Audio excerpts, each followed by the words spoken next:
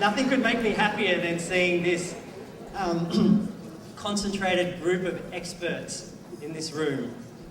We don't necessarily think alike or necessarily speak the same languages or necessarily agree on everything, but one thing I do know for sure is that this group of people is probably the highest concentration of people who are committed to an open internet and the defense of digital rights of its users that are anywhere in Silicon Valley, anywhere in America, maybe anywhere in the world. So thank you very much for coming.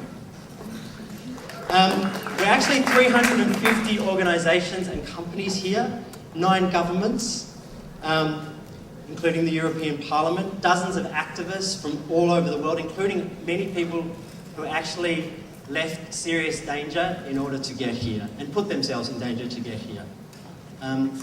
This conference brings together people actually from over 60 countries.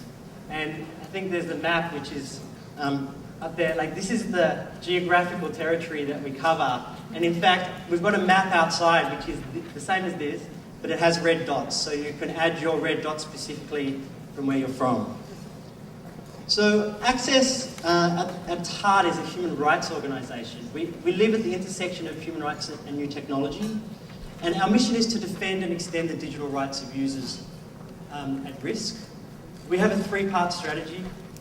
We develop principled and pragmatic policy. We use our advocacy nous to get those policies considered and adopted. And we have a technology arm that works with activists and actors and civil society all around the world who are facing digital insecurity.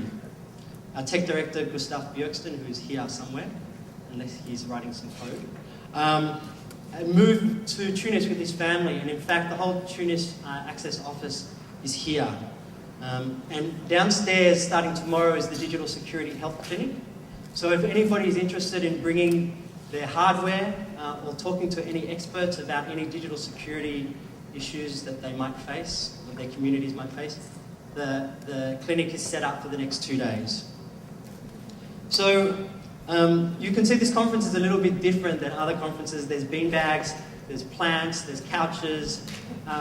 This room is actually normally full of seats, bleachers, and we got them taken out. I asked if we could move the stage into the middle, but Ryan and Eric, who've worked so diligently to put this conference on, looked at me and they were like, no. But let's have a round of applause for Eric and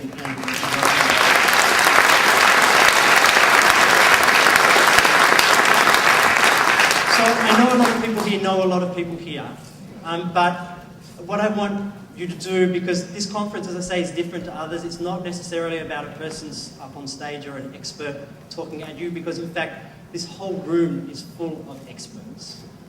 So what I'm going to ask you to do for just a minute or two is talk to the person next to you who you don't know. For a minute. Why are you here? What are you doing here? And most importantly, start talking.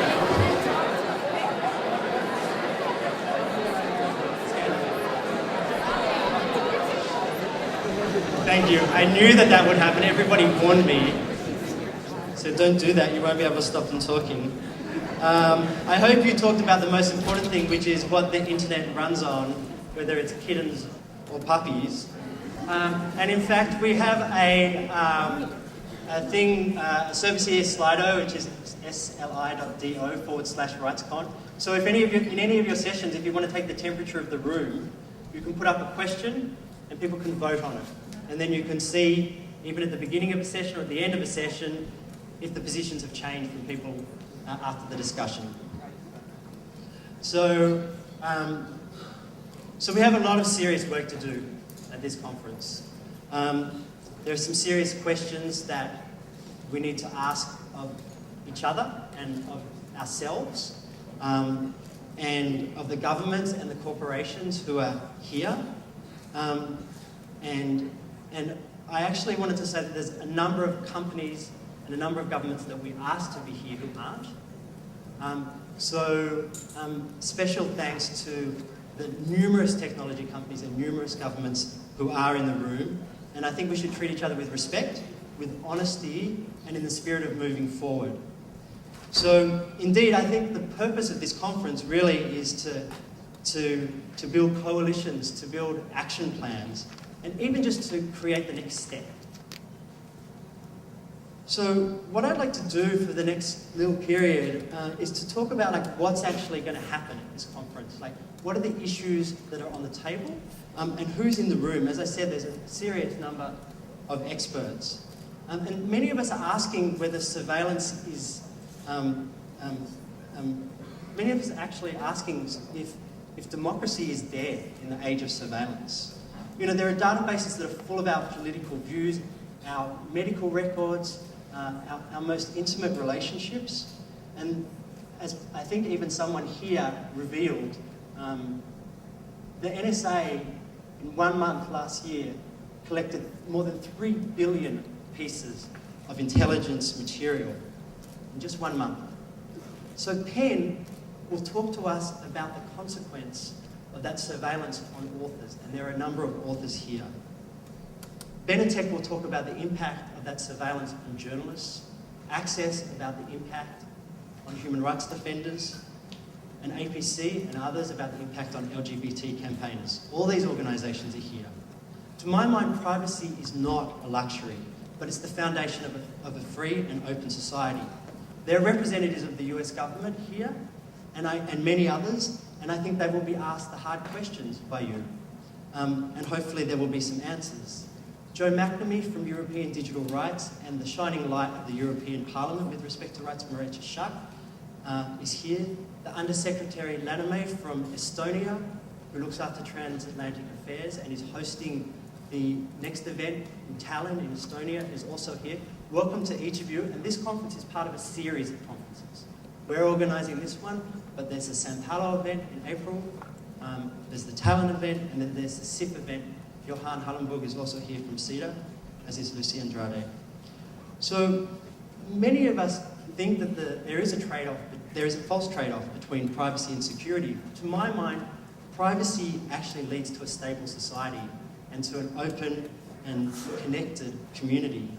And security comes from transparency, it comes from accountability. It doesn't come from unlawful law enforcement. It doesn't come from warrantless spying on people. But we want to test that assumption as well. And many of the governments and companies and others should ask myself and others the hard questions as well. How will we deal with terrorism and the nefarious actions online? How do we bring and propose to bring the rule of law into the digital environment? Turkey's social media advisor Ali Sahin said that a tweet is more dangerous, or can be more dangerous, than a car bomb. I think my phone's ringing. We have activists here from Istanbul who will refute that, and the drafters of the necessary and proportionate principles, Access, EFF, and Privacy International, are also in the room. More than 400 organisations internationally have signed those principles. Can I just get a show of hands, which organisations here have signed the necessary and proportionate principles? Okay, so we have a lot to go. Including the governments. The governments are being asked to sign up to necessary and proportionate, and we will ask you at the end of the conference whether that is likely to be the case.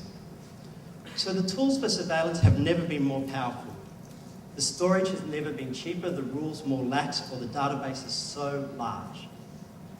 We have Facebook, Google, Microsoft, Skype, Yahoo, Dropbox, Chevron, as I now found out after my speaking to somebody I didn't know, in the room. We should also ask them the hard questions, but think about the coalitions that we can build, like Stop Government Surveillance Initiative and the Need to Know Coalition, which have worked across sectors to try and create change. And of course, the campaign that Access will be launching tomorrow, Encrypt All the Things. And meanwhile, and thanks to Amy who's somewhere, right there, and meanwhile, 4 prosecutors from the International Criminal Court have flown here from The Hague to learn more about cyber forensics. and how to prosecute those who commit crimes against humanity. Over the next few days, they will meet with technologists and companies to work out how to hone their skills, how to collect evidence without putting people at risk, and how to document human rights abuses. So as we progress over the next few days, some think, I'm sure, that we should fire the lawyers and hire the engineers. Find out on Wednesday where you sit in that debate. And what do you think about network neutrality? How are we going to ensure that the free flow of information moves without discrimination? Reagan McDonald from my team and Luca Belli from the Dynamic Coalition on Net Neutrality are here, and we'll be talking with others, including Luca Belli and Joana Veron, who are trying to push the Marco Civil through in Brazil to enshrine net neutrality in their country. You can meet representatives of 6 of the world's largest telcos. British Telecom, Orange, France Telecom, AT&T, Verizon, they're all here. Between them, they serve more than 1 billion customers. A change of policy at that level can change the privacy or the freedom of expression rights of 1 billion people. And some of you are working at the international level. Some of you have just come back from Geneva talking about the latest UN resolution on the right to privacy in the digital age. Congratulations to APC, Human Rights Watch, Amnesty International, again, who are all in the room, who worked to support the resolution, which saw the first major statement on privacy from the United Nations in 25 years, and confirmed to us that no one shall be subject to arbitrary interference with their privacy in the digital environment. And that was the breakthrough. If you're interested in development, Oxfam and other partners are here to look at how the right to information and free media can be integrated into the post-2015 development goals. I want to welcome in particular the philanthropic community, Ford, Oak, MDF, CEDA, all of them are in the room, and they will be meeting. There's many meetings focused on philanthropy, human rights, and new technology, and to try to create the resource base that enables much of this to happen. I think it's time that we even think about putting the establishment of a $50 million digital rights fund firmly on this conference agenda. Go on.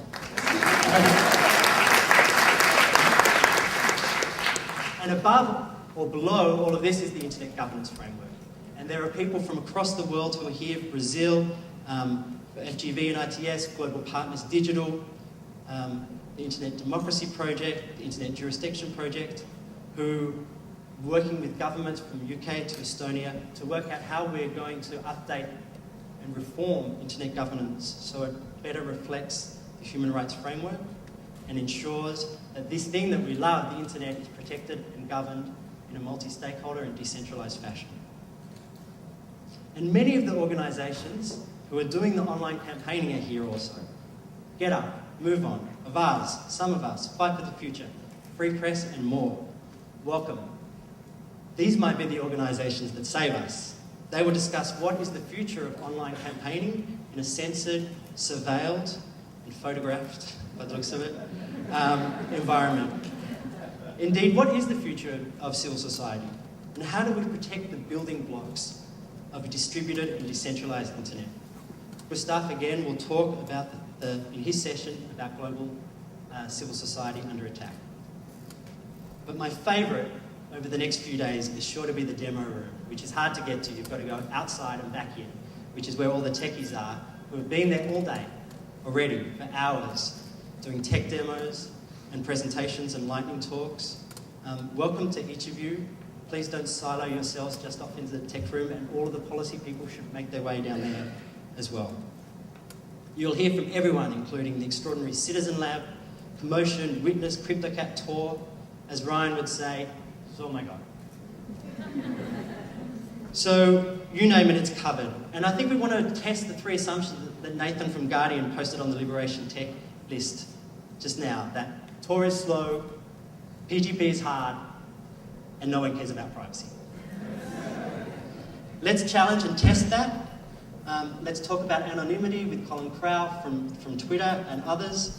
Enjoy snapshots from Iran, Azerbaijan, Sudan, China, Turkey, Vietnam. I want to make special mention of the International Campaign for Human Rights in Iran, who will talk about satellite jamming this afternoon in the demo room.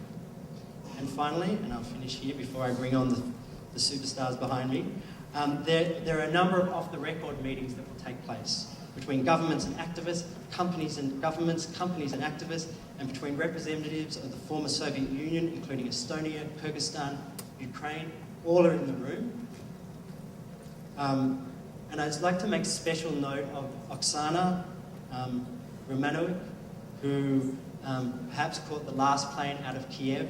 There she is, she's waving over there.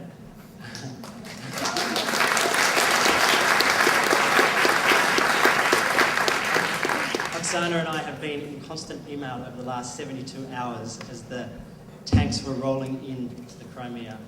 And in fact, this afternoon at 5 p.m, there's going to be a flash session on this stage, which will bring together Oksana from Ukraine, Richard Lasimbo, who is the project lead at SMUG's Sexual Minorities Uganda, who, as you know, is facing the anti-homosexuality bill that was just passed in Uganda. 200 people photos were printed in the Red Pepper newspaper on Friday. Richard was on the front cover. He will also be on that panel, and the third person who will be on that panel is Burak, who's come from Turkey, and will talk about the new bill that was just passed to enable the government to unilaterally censor the internet. I can't believe that that's been up there this whole time and no one said anything. Can we change that, please? Thank you. All right, so as we continue with this opening ceremony, it's my deep pleasure to introduce 3 internet rock stars, starting with Nena Nakame, who is the co-founder of the Free Software and Open Source Foundation for Africa and African Regional Coordinator for the World Wide Web Foundation. She's a leader and extremely important voice in global governance, and it's my pleasure to welcome her here, all the way from Abidjan in the Ivory Coast.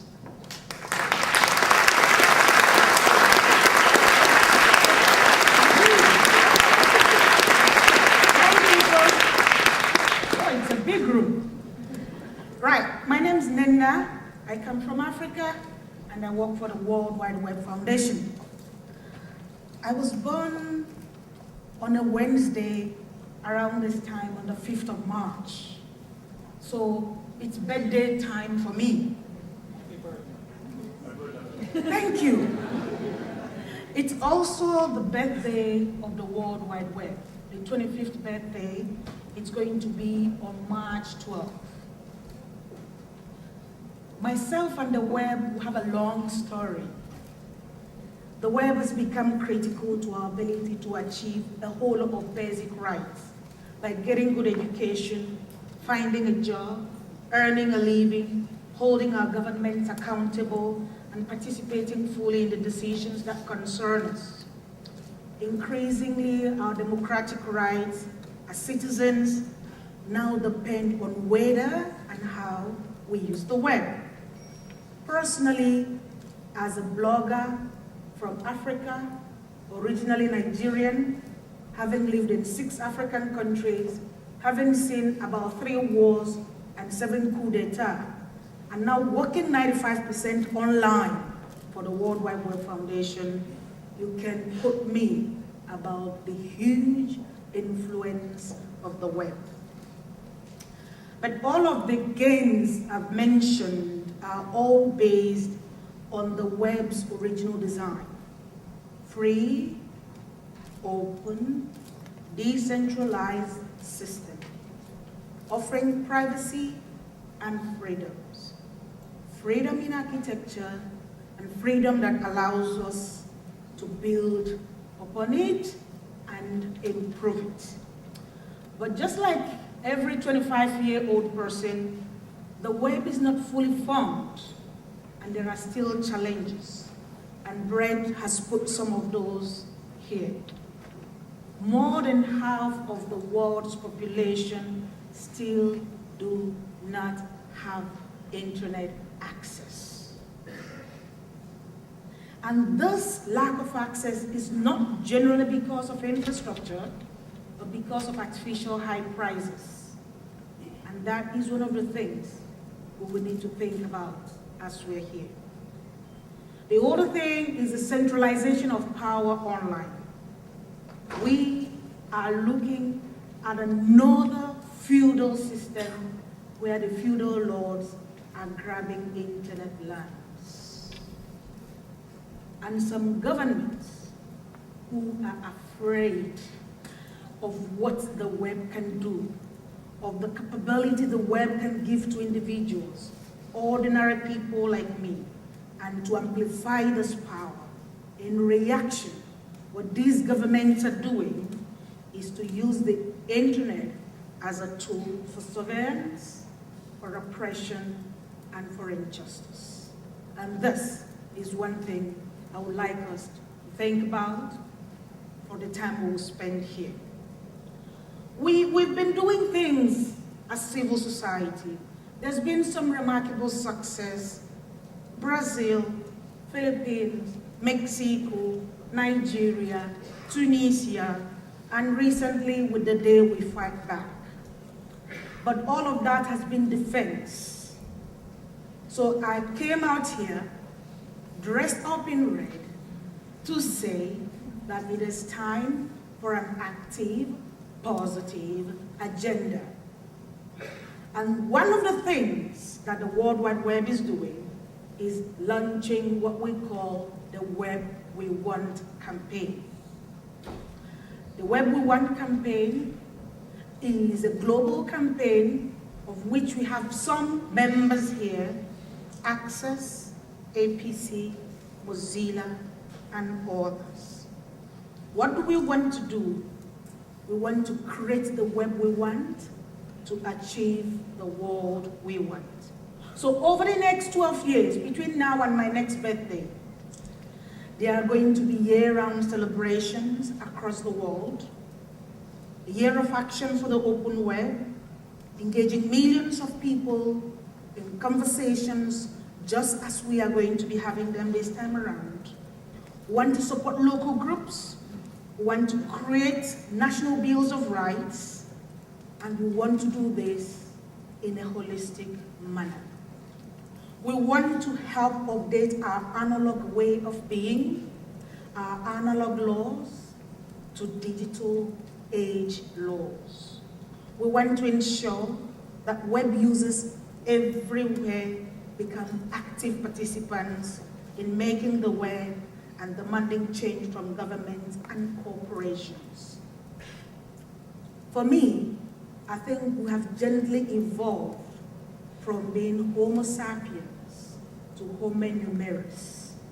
And it is our collective duty as Homo numerus, as citizens of the web, to make sure that our kind survives.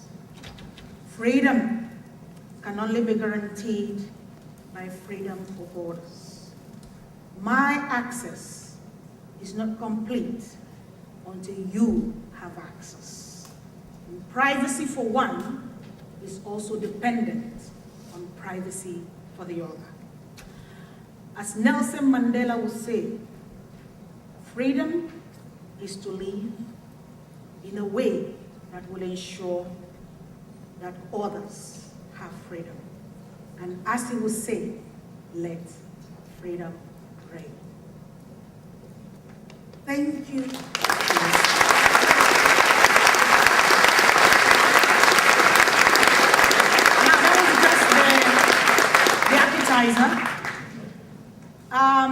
It's been my joy to meet one of these great women whose browser, Firefox, I use, whose operating system some of you use, someone who's a champion of openness and great capacities of the web. Please join me to welcome Mitchell Baker, who is from the Mozilla Foundation. Mitchell is the executive chair of Mozilla. Welcome to Tech.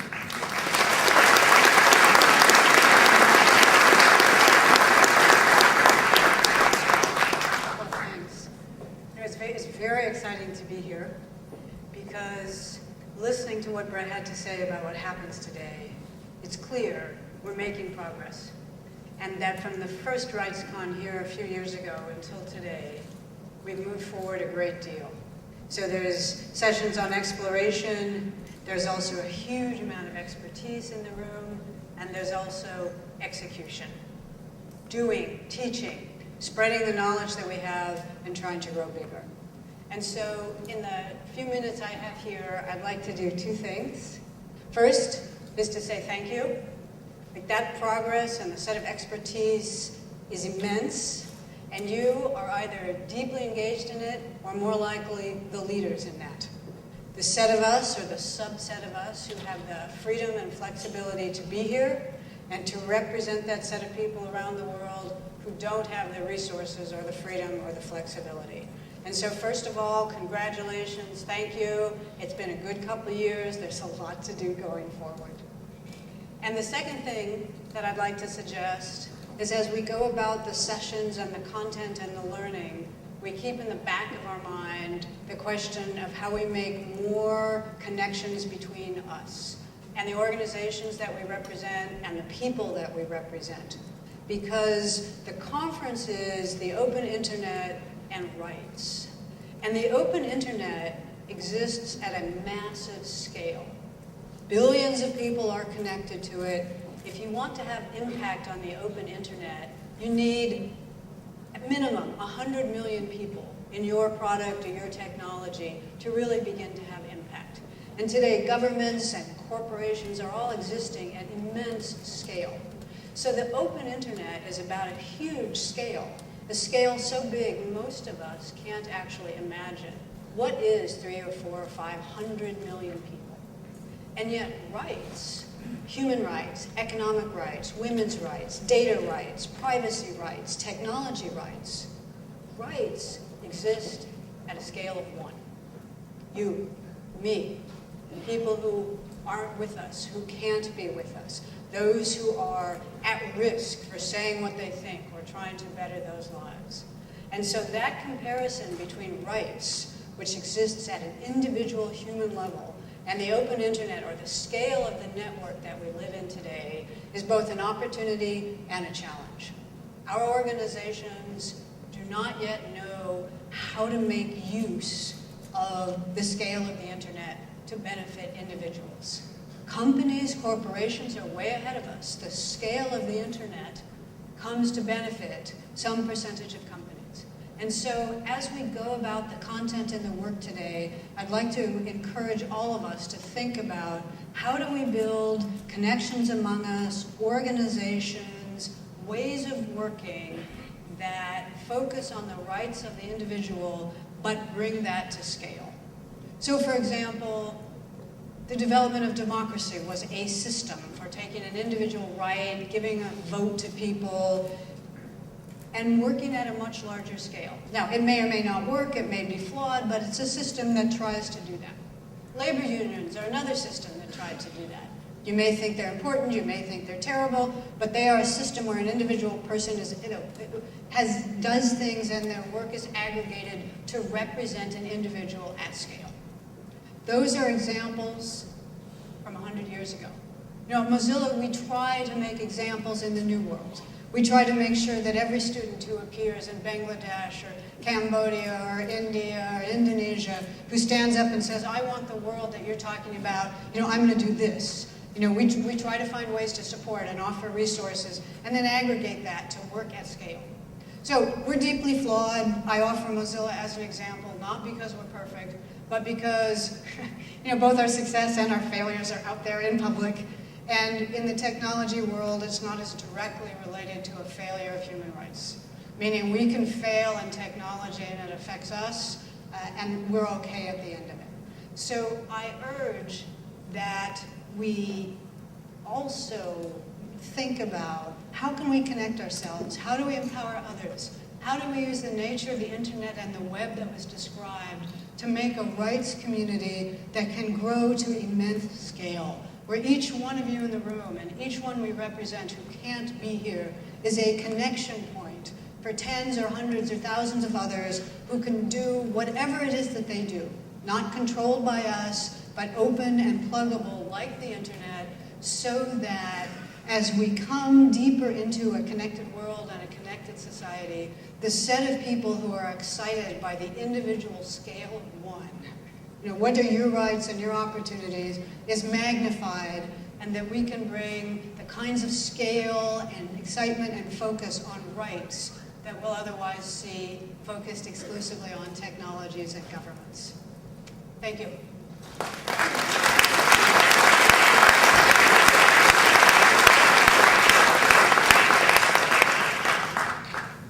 And so here to tell us why it's so important is Marice, member of the European Parliament and an active leader in digital rights. Please help me join her. Please help me welcome her.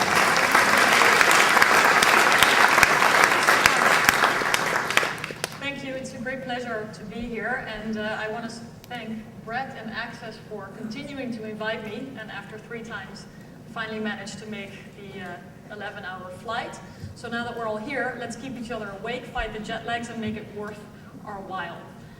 We meet in very historic times. As we speak, Ukrainian activists continue to take to the internet to counter propaganda against them from Russia, but we actually see people from both Russia and the Ukraine using the internet to tell their governments, we don't want a war. And sadly, too often, and maybe increasingly, governments are not representing the interests or the rights of their citizens. I think we need more people, NGOs, businesses, politicians with courage to preserve the open internet, and in this country in particular, to end the destruction of the very values this country was built on, enshrined in the Constitution, at the hands of the NSA.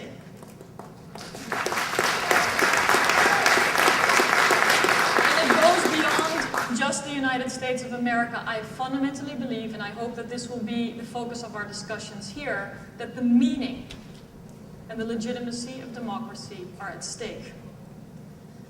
We're in Silicon Valley, or close to Silicon Valley, and there are companies represented here, even sponsoring this conference, which value exceeds the GDP of some small countries.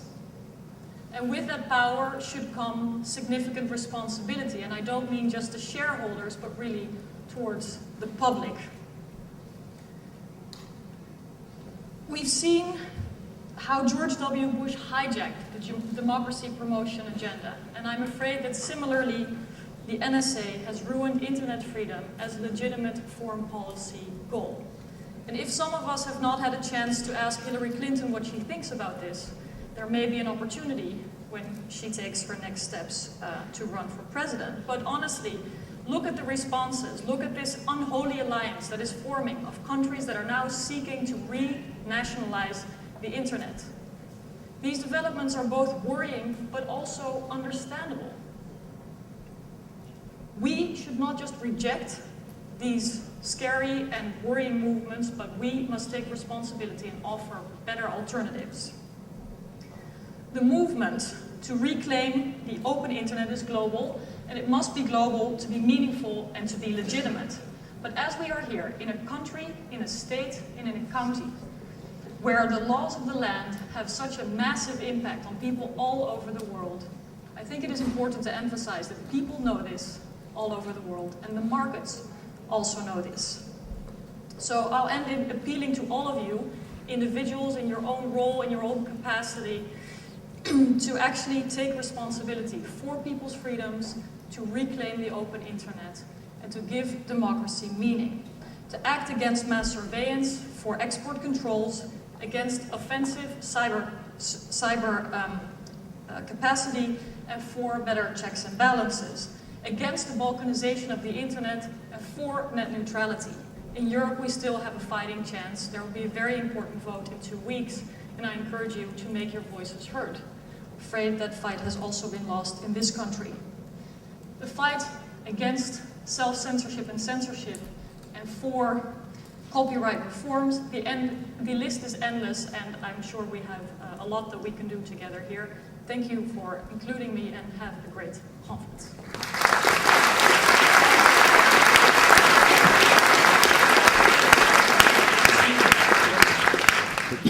Okay, so people probably noticed we're running a little bit late.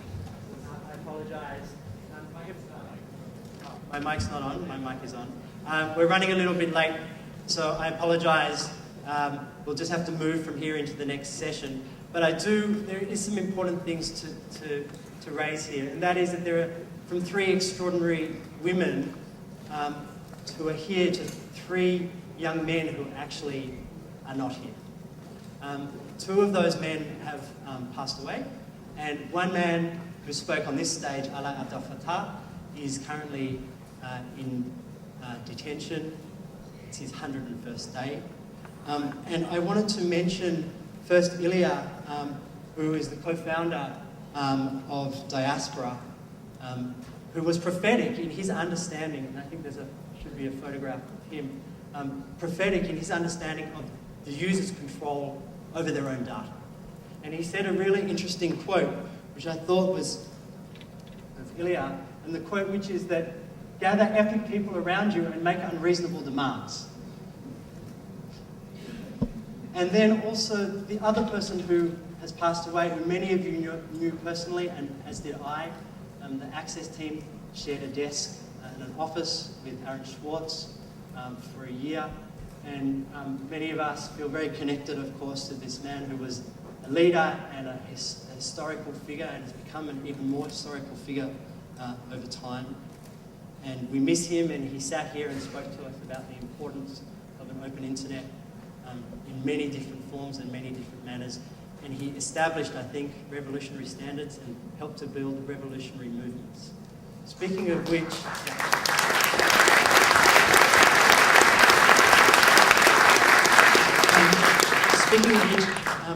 Ala Abdel Fattah, who I just mentioned, was also here, and his, there should be a photograph of him. His, you can see the Silicon Valley Human Rights Conference that it was called, and he actually left this stage and headed back to Cairo in the knowledge that he would be detained, because when he left Cairo, they issued a summons for him, and his wife and his family and his colleagues have sent us a letter, and I've asked Gabia, who's behind me, to come out and help to actually read it. And I'm sorry it is a little bit over time, but I think it's important.